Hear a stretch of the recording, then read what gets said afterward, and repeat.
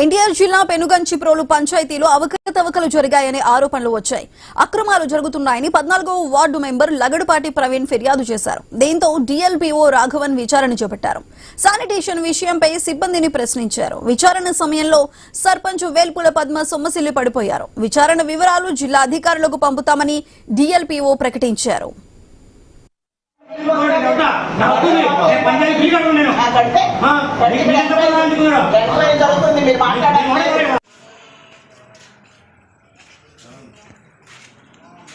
Road bill road tank ఏంటి sir అవమానం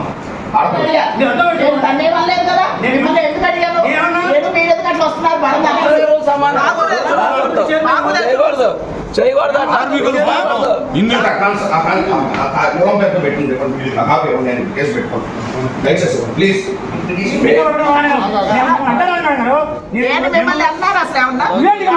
నేనేమన్నాను స్వామి మీరెందుకు వస్తున్నారన్నా మా భర్తలండి మా ఇష్టం అది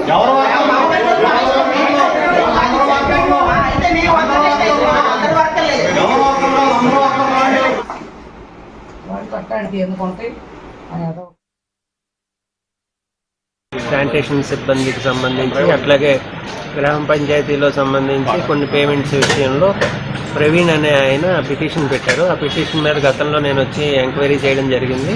అప్పుడు ఈ కాంట్రాక్ట్ సిబ్బందికి సంబంధించిన ఆవిడ తిరుపతి వెళ్ళారంటే నేను మళ్ళీ ఈ రోజున ఎంక్వైరీకి రావడం జరిగింది. దీని మీద శానిటేషన్ సిబ్బంది అందరితోటి కూడా పిటిషన్ సమక్షంలో ఎంక్వైరీ చేయడం జరిగింది. నేను చేసిన ఎంక్వైరీ రిపోర్ట్ అంతా కూడా జిల్లా పంచాయతీ అధికారి గారికి సమర్పించడం జరుగుతుంది.